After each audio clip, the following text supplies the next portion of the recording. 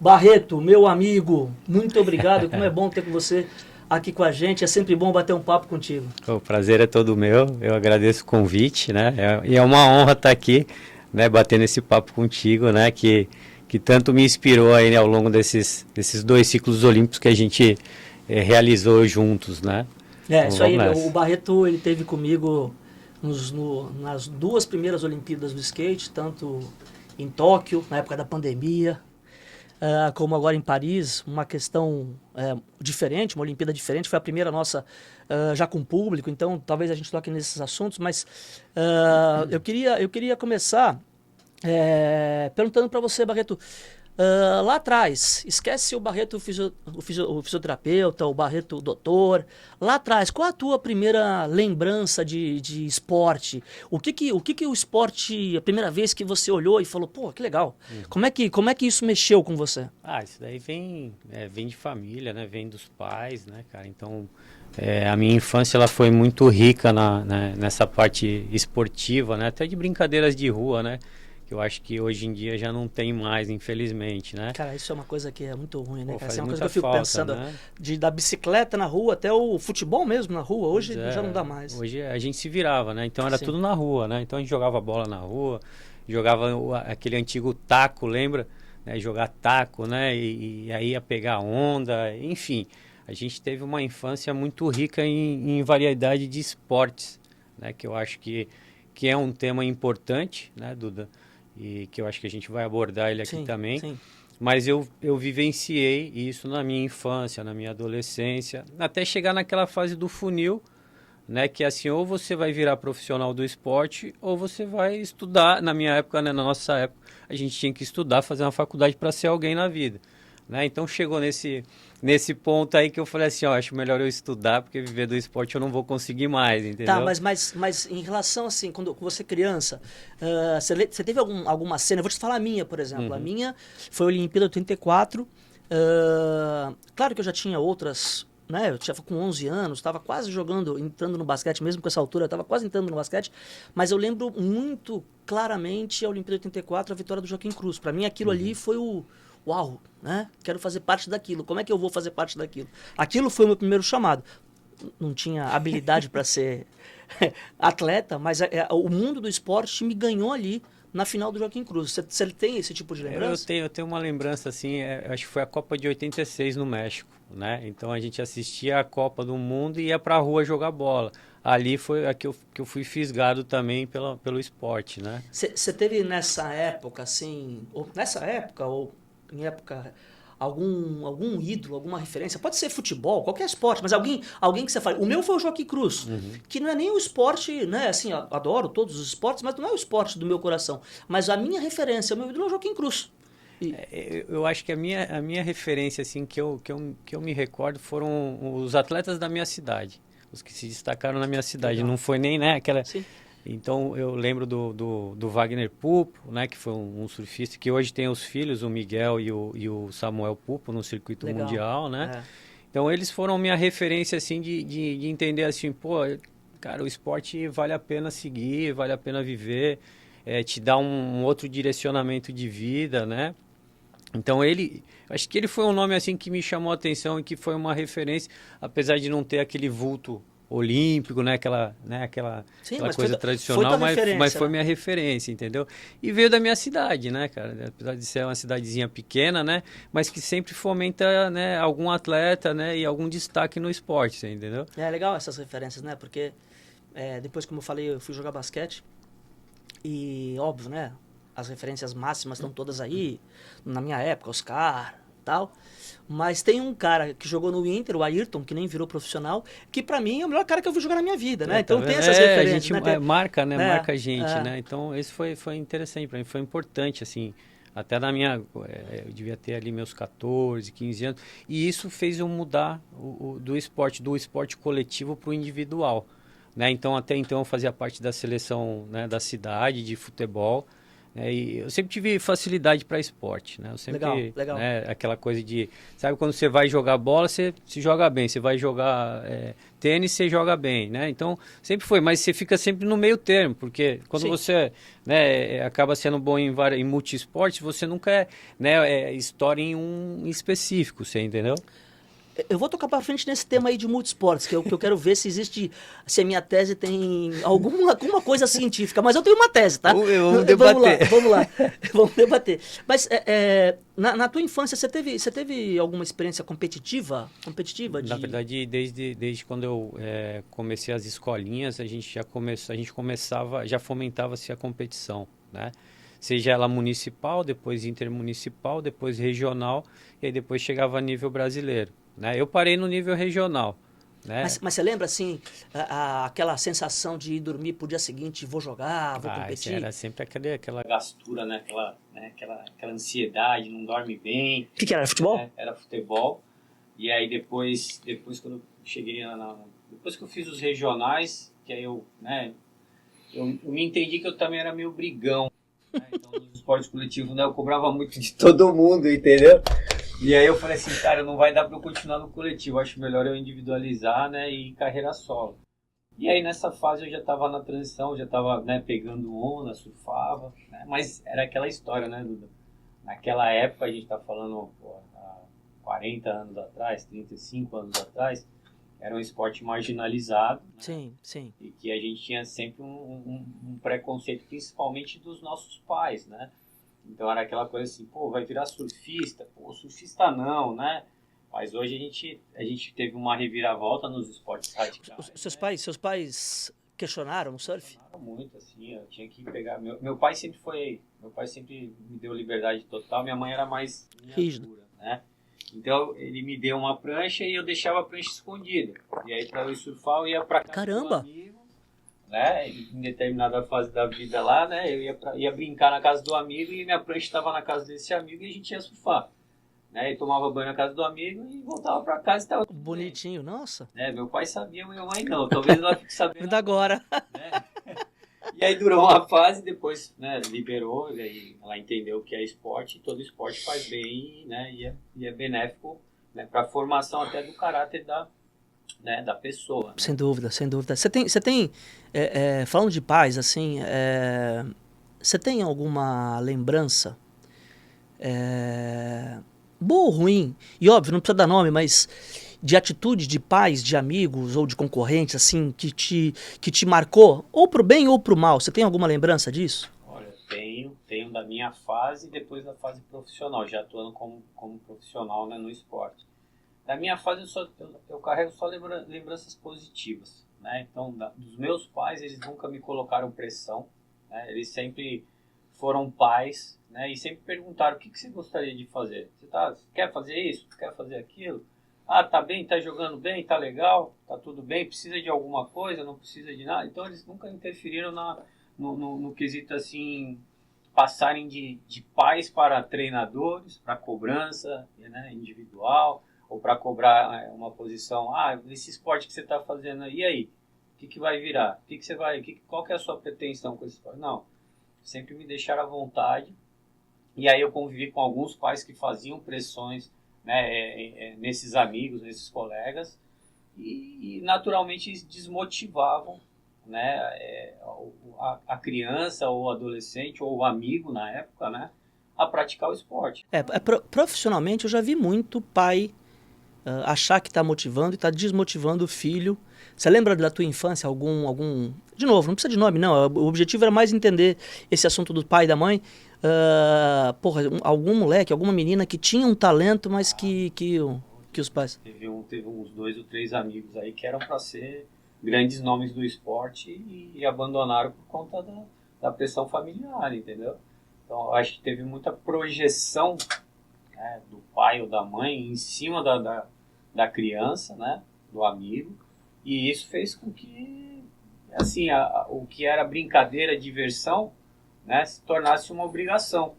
E aí, a partir do momento que virou obrigação, desmotivou e o cara ou a menina saiu da direção que poderia ter sido um grande nome do esporte nacional. Também passei por alguns casos aqui.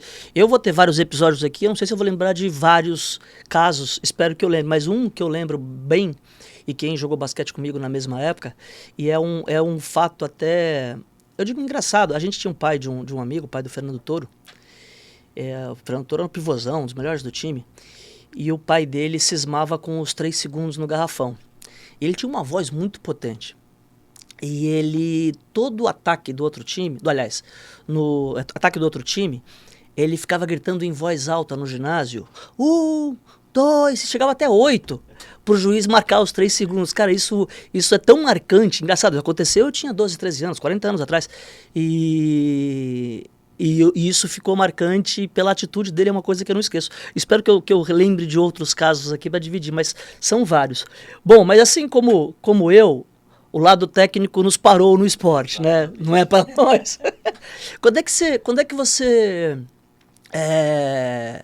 linkou essa tua paixão por esporte com a profissão?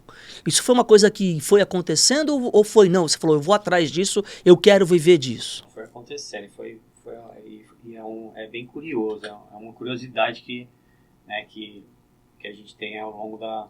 E até eu acho que foi uma... Como é que eu posso dizer? Foi um dedo de Deus aí, né? Para me direcionar, né? E me colocar de novo no esporte.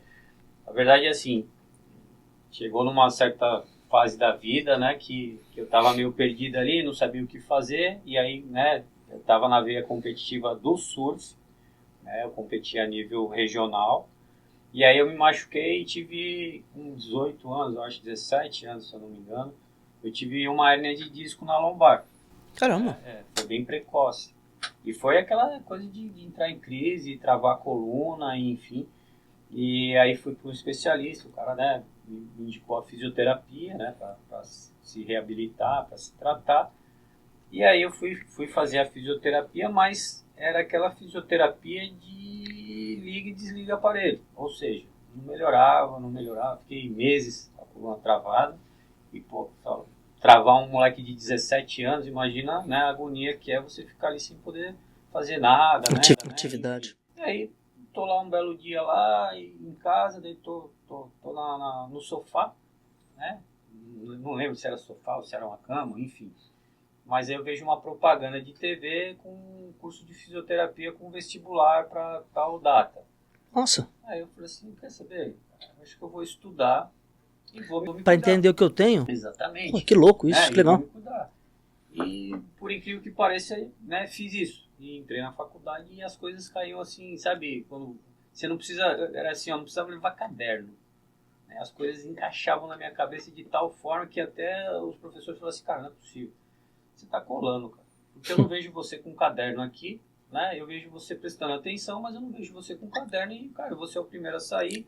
E você tem E antes você nunca tinha tido nada disso. Foi essa publicidade aí que te fez ir atrás. Atenção, e aí, né, e a qualidade do serviço que eu passava.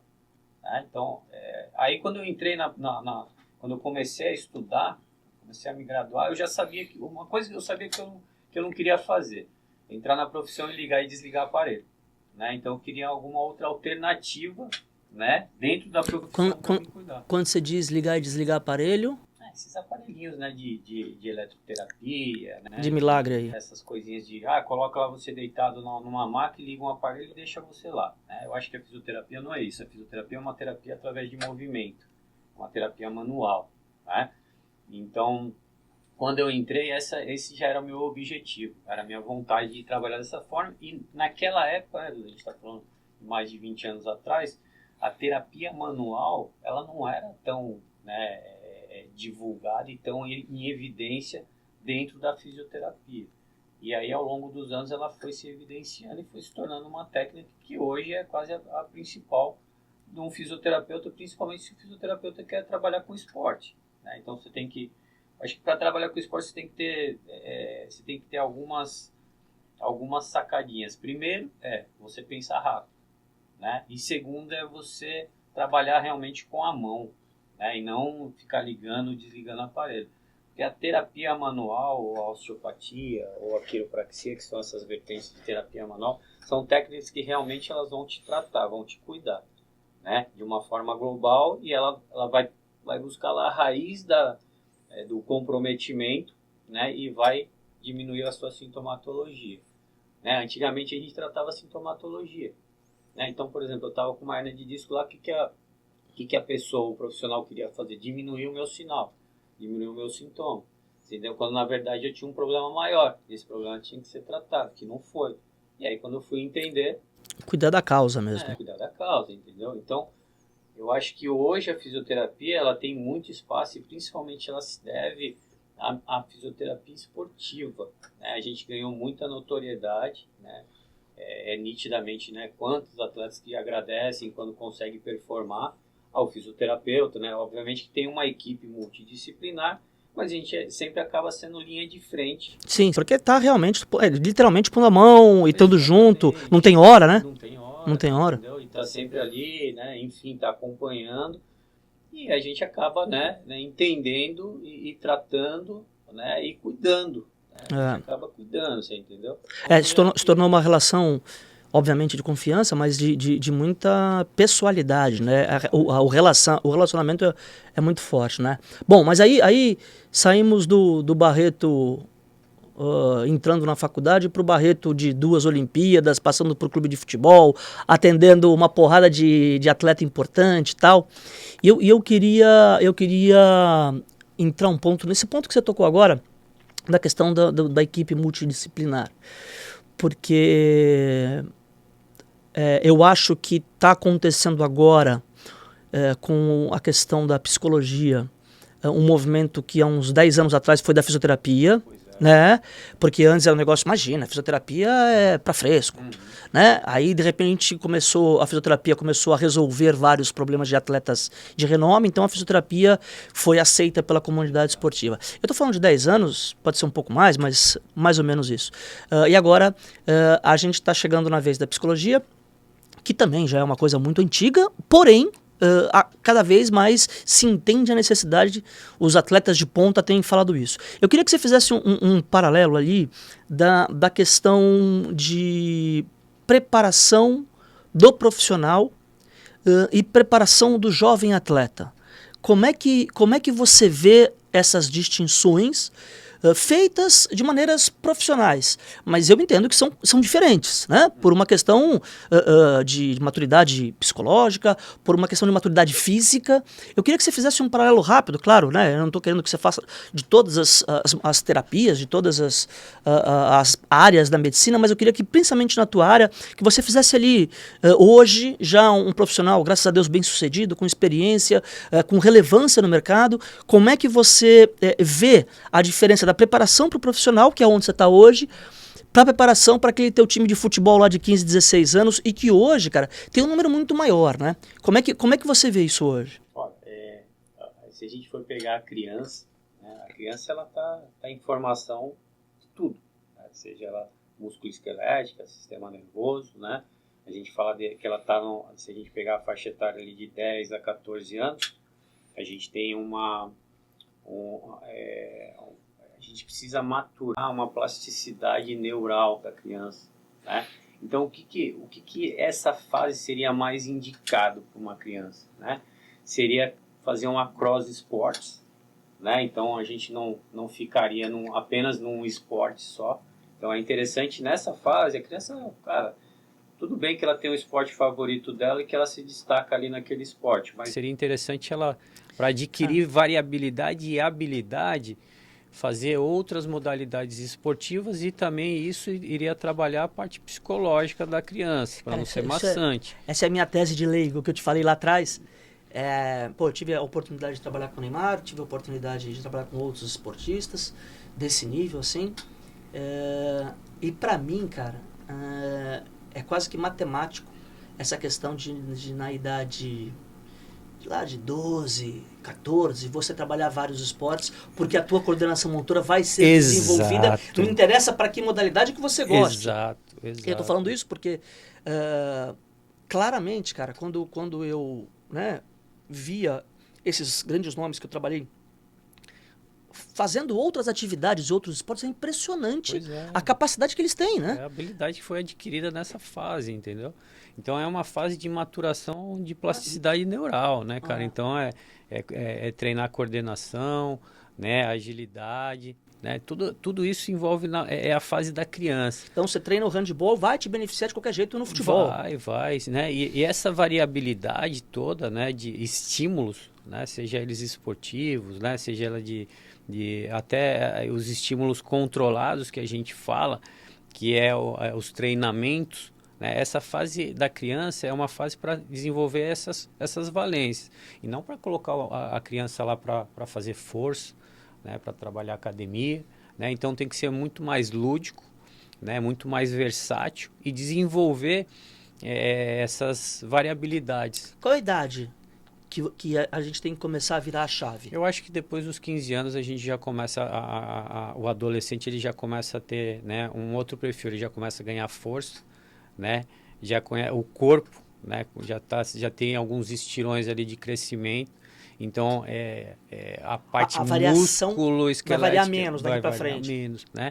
Então a parte óssea e a parte músculo-esquelética, né, já está chegando num ponto ali que você pode estimular, né, e evitar com que, né, aconteça, sabe aquelas lesões de crescimento que tem uma tradicional que é bem A comum, dor do crescimento. a dor do crescimento, que é o Que não é, né? Não é dor de crescimento, Mas, né? mas o termo popular ficou isso. Né? A gente tinha lá o joelho do saltador, lembra?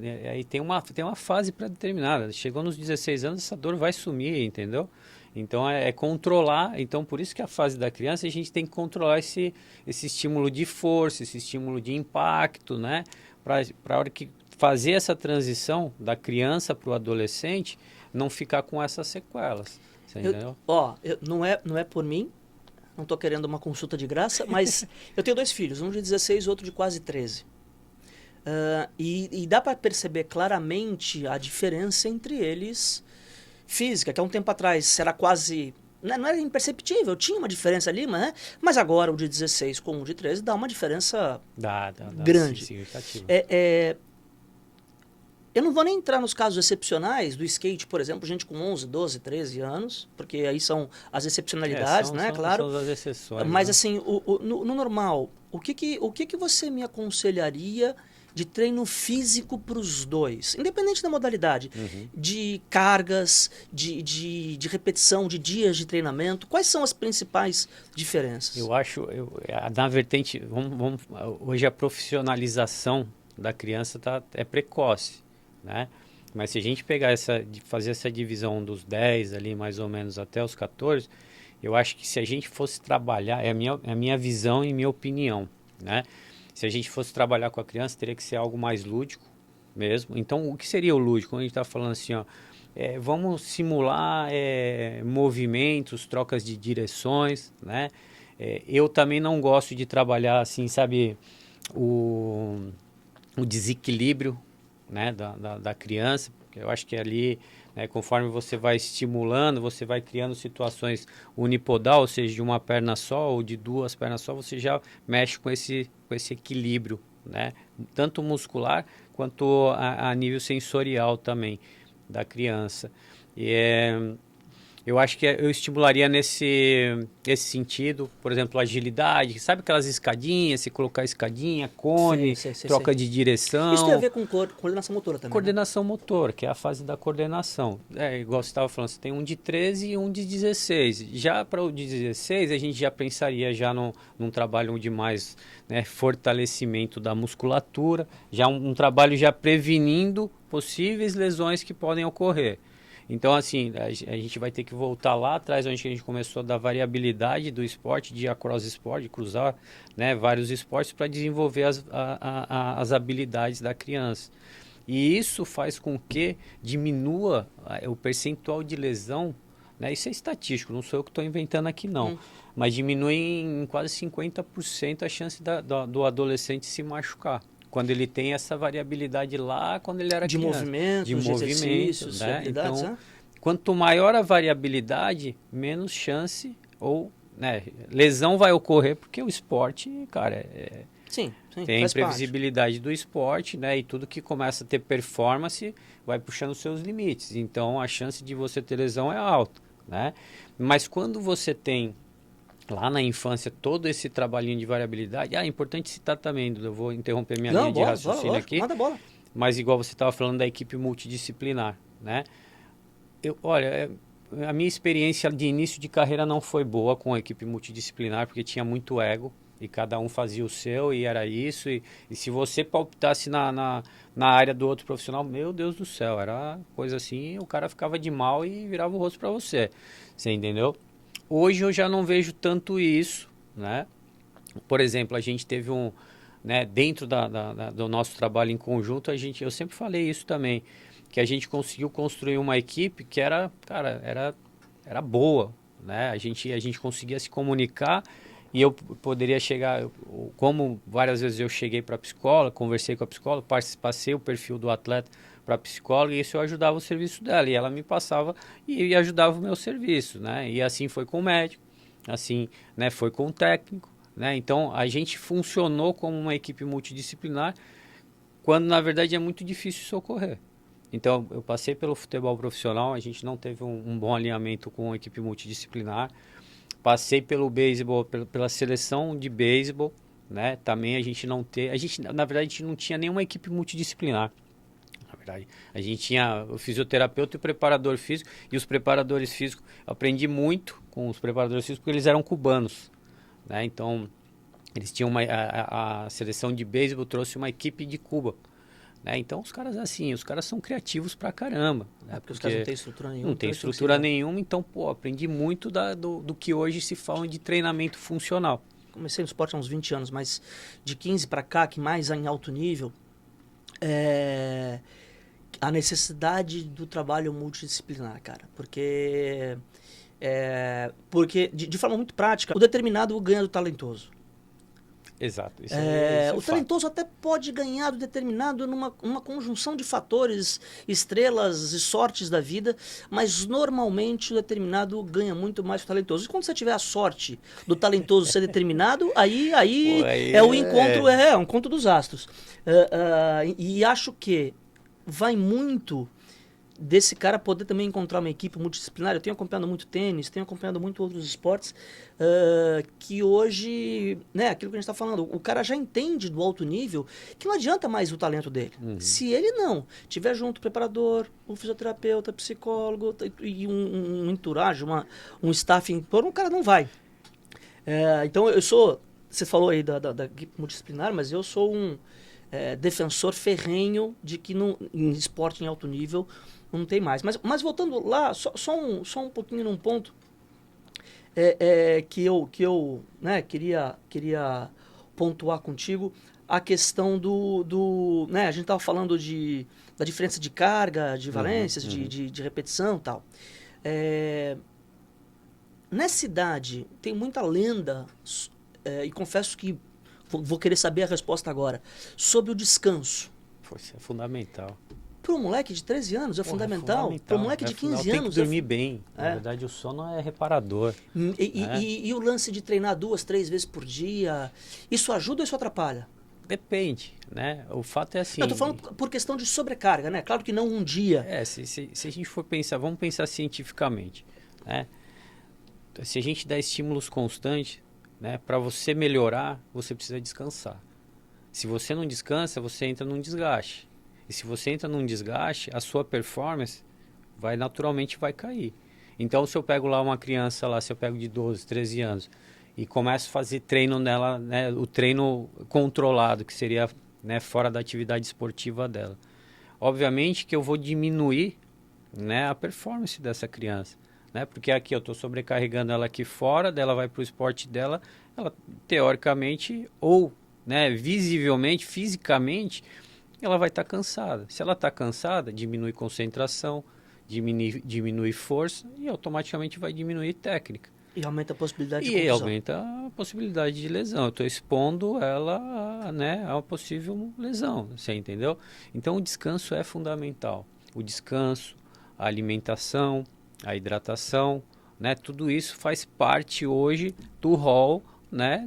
Vê bem, de alto nível eu não tenho dúvida nenhuma. Agora que leigo querendo te colocar em xeque. Uma criança de 13 anos também, uma criança de 15 anos também. Também, né? Eu acho que, na verdade, se já vai doutrinando a criança, se vai ter a vertente esportiva na vida dela, você já começa a doutrinar nessa fase, né? Já começa a disciplinar dessa fase, né? Ele tem que, obviamente que não pode jogar toda a carga, né? Emocional ou profissional ali na criança, né? Ou no adolescente, tem que ser progressivo também. O grau de compromisso que essa criança ou que esse adolescente vai ter com ele, com quem apoia ele ou com o patrocinador dele, cada vez vai aumentar mais, né? Vai aumentando, vai sendo progressivo. Não, eu não disse. Quando eu abordo isso, eu não falo nem na pressão psicológica ou pressão de patrocínio. Eu falo porque nessa idade, né, cara, normalmente as crianças elas não querem parar, né? Não param. E até tivemos muito essa experiência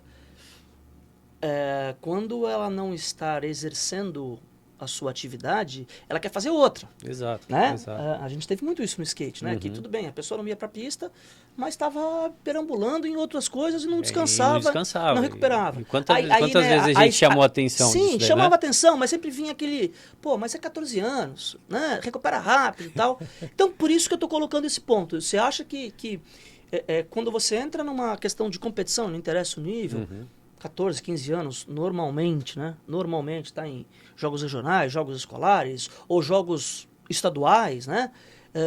Você acha que a conduta é essa? Descanso e hidratação? Tem que descansar. Por exemplo, eu vou te dar um exemplo, obviamente não vou citar nomes aqui, mas Sim. estava conversando coincidentemente, né? Abordando esse tema com alguns pais ali, de crianças que eu estou treinando, né? Que eu estou cuidando, hoje em dia treinando, não é porque eu não sou treinador, né? Mas que eu estou cuidando, né, da parte física, né, tentando criar uma multidisciplinaridade ali de profissionais. E eu estava questionando um pai, falei assim, qual que é o filtro que você tem para você levar o seu filho para as competições de final de semana? Então tem uma competição que tem um ranking e aí tem as competições extras. Então assim, seu filho, né, a semana inteira ele tem um compromisso físico comigo, né, dentro da, né, eu cuidando ali da parte física dele e fora a parte, né, técnica. Então ele vai lá, faz o que ele tem que fazer comigo e depois ele vai fazer o esporte dele.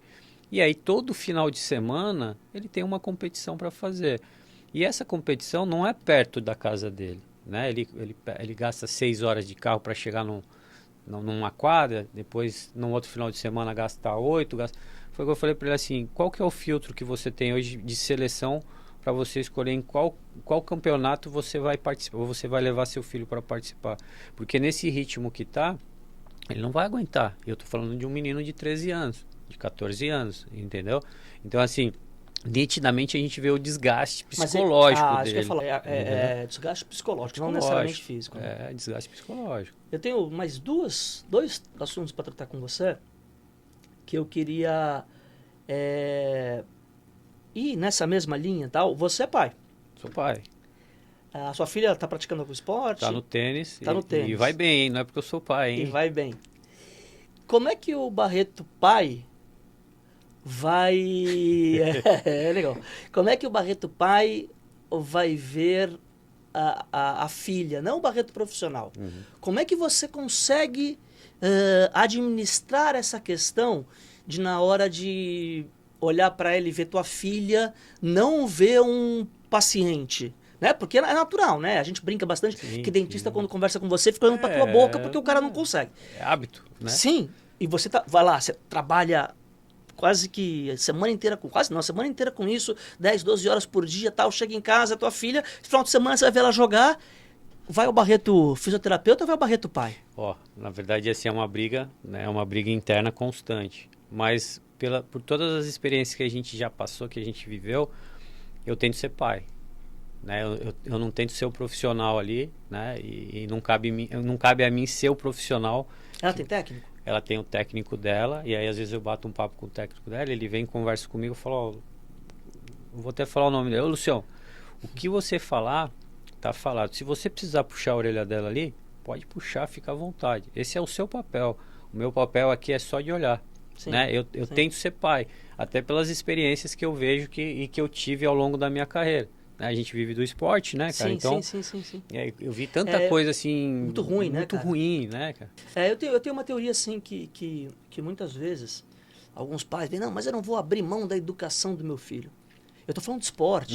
A educação realmente é sua, é seu direito, é sua obrigação até. Ah, porém, eu tenho uma teoria que é, cara, se você discorda, tira ele do clube, mas não põe ele em xeque na frente da tua filha, do teu filho, não desautorize ele na frente da tua Exato, filha, porque exato. você está criando um problema psicológico para tua filha que ela vai começar a achar que só você sabe, só você. E a vida não é assim, né? Exato. Essa criança, eu tenho uma frase que eu gosto de usar muito, não sei se, eu acho que é minha, mas não sei se o teu filho tem 1% de ser atleta profissional, chance de ser. Esses são os números que estão aí, né? Dos que chegam ali nas categorias de base de um esporte de verdade, apenas 1% chega. Mas ele tem 100% de chance de continuar sendo seu filho. Exato, exato. É perfeito, isso é perfeito. Ele vai continuar sendo seu filho.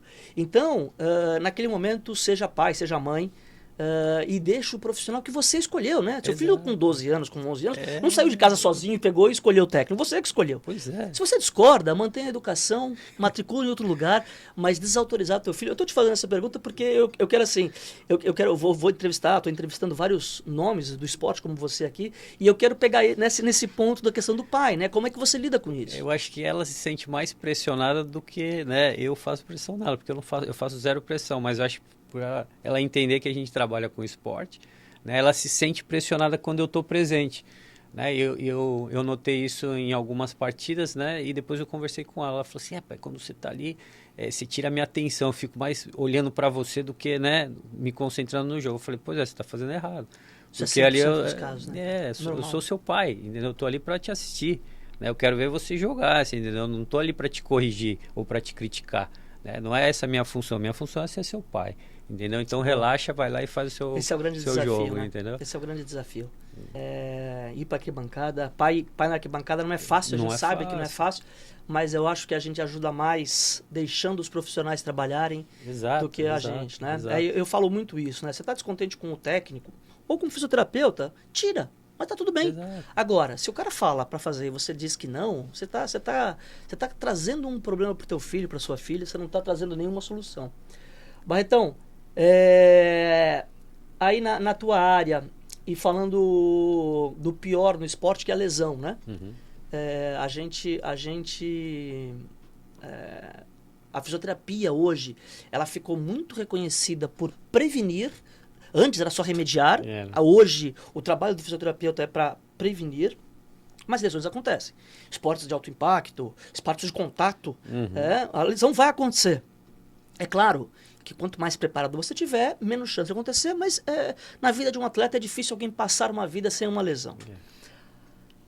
Eu te pergunto, numa lesão grave, não preciso nem dizer qual, mas uma lesão grave, o quanto que tem da técnica do profissional de fisioterapeuta e quanto que tem da cabeça de quem está recuperando?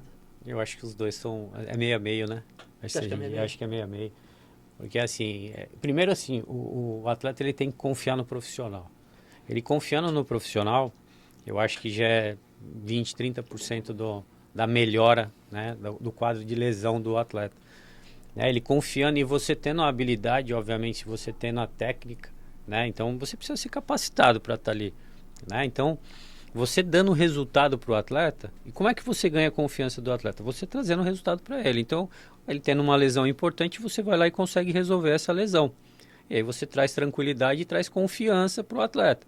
Então pronto, ali você ganhou a confiança do atleta. Então você já tem 30% de uma próxima lesão ali de confiança que ele vai ficar bem. Né? E isso, psicologicamente, quando o atleta se machuca, não é a minha área, mas a gente tenta invadir e conversar com os profissionais da área para a gente entender, porque a gente acaba fazendo esse pilar, né, de todo um trabalho psicológico quando o atleta se machuca, né, porque ele vai se ancorar em você. Aí a importância do multidisciplinar. Aí você está com a psicóloga ou com o psicólogo junto. Que daí eu vou chegar, eu vou falar com a psicóloga, vou falar assim, ó, tá acontecendo isso e isso. Para mim tem uma relação que é, de novo, né, Instituto Duda, não é científico, mas para mim aí já mais para o atleta de alto nível, claro que o jovem nem tanto, mas um atleta de alto nível, mudando um pouquinho a pauta aqui, mas é que me ocorreu esse assunto. O atleta de alto nível, quando está bem de cabeça, se machuca menos, né? Se machuca menos. Quando ele vai para a competição, seja qual for, mas com a cabeça boa, preparado ali, ele se machuca menos. Né? Eu tive alguns exemplos, e de novo, né, não preciso citar, mas eu tive alguns exemplos de experiências que atleta que não se machucava, deu uma viradinha na cabeça, se machucou. Né? Se prepara bem, fisicamente está bem, está forte, está treinando, mas a cabeça, o cara vai desconcentrado, pisa diferente, cai diferente e está com a cabeça e se machuca. Tem sentido. Tem sentido e na minha experiência, né? Vamos falar para a nossa experiência, que a gente conviveu ali com o skate. Então, a maioria das lesões que aconteciam era sempre assim, ó. Sabe quando você tá em exaustão? Então você tá ali repetindo, aí mentalmente você já tá cansado, né? Você já tá meio fadigado mentalmente e o corpo também, né? Porque quando você repete e você vai caindo, você tá impactando o seu corpo, né? E aí você começa a mexer numa estrutura musculoesquelética ali que vai sobrecarregando e mentalmente você tá cansado. É aí que acontece a lesão. Então, assim, é o que eu sempre falei para eles, né? Para os atletas ali. Cara, não deixa chegar nesse ponto. Tá se sentindo cansado? Para. Dá um tempinho e amanhã você vai recomeçar de novo. Descansa. Entendeu? Né? E é um desafio, porque no esporte de precisão, né, cara? Que o cara precisa estar ali repetindo e tal, mas é isso, né? Ele aumenta muito o risco dele de lesão. Aumenta muito. Não o Barreto pai, mas o Barreto fisioterapeuta falando para pai e mãe de adolescentes que estão querendo se enveredar, estão se enveredando, o pai e a mãe já percebem uma aptidão. Na tua área, quais são as dicas principais que você gostaria de dar para adolescentes, né? Eu vou até invadir as outras áreas, né? Mas eu vejo assim, a gente tem que tomar muito cuidado com a projeção do que a gente quer no nosso filho ou na nossa filha, entendeu? Então, é aquilo que a gente estava falando aqui que você me perguntou. A gente tem um problema do atleta adolescente, né? O atleta criança, que são os pais, né? Num bom sentido, me entendam num bom sentido, né? Mas acontece. Porque assim, o pai, às vezes, o pai e a mãe estão atrapalhando. Projetam na criança se projetam, futuro para a família. Exato. Eu já tive experiências assim de pais que tratavam mal se o atleta, né, não tivesse um bom resultado e a criança se sentia super frustrada. Porque assim, você é um pai, você é uma mãe, você é a referência, né, para essa criança. E de repente você está lá se expondo, competindo, e aí você não tem um bom resultado e seu pai e sua mãe tá lá, ó, mas você tinha que ter, como eu não acredito, tanto tempo e você lá nada, né? A gente teve uma experiência numa etapa do Brasileiro de 2024 de skate.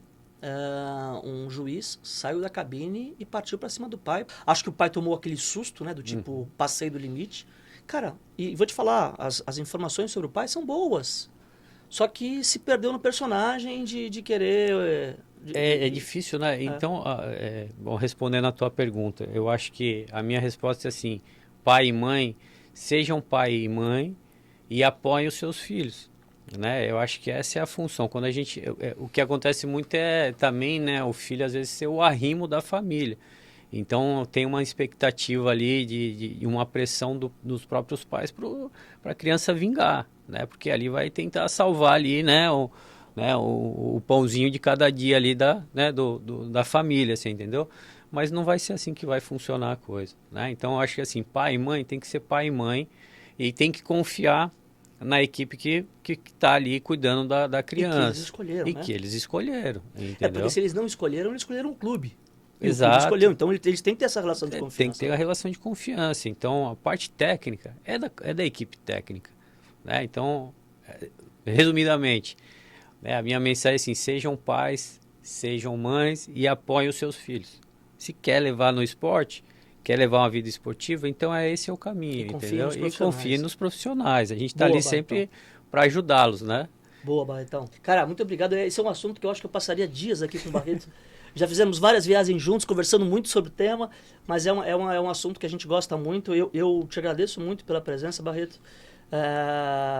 Eu tô muito feliz com esse projeto, porque eu estou conseguindo trazer gente do teu quilate, gente de altíssimo nível, para a gente falar para pais e mães. O meu objetivo é esse, é falar para pais e mães de garotos que estão aí aparecendo e se inserindo no meio esportivo e que não têm a obrigação de saber tudo, né? Eles são pais e mães com a obrigação da educação, como a gente falou, mas a parte esportiva tem os seus meandros, os seus caminhos, e esse é o objetivo com essa série de podcasts que a Bravo Esportes está fazendo. Esse é o objetivo, a gente dá informação. Eu estou muito feliz de você estar aqui.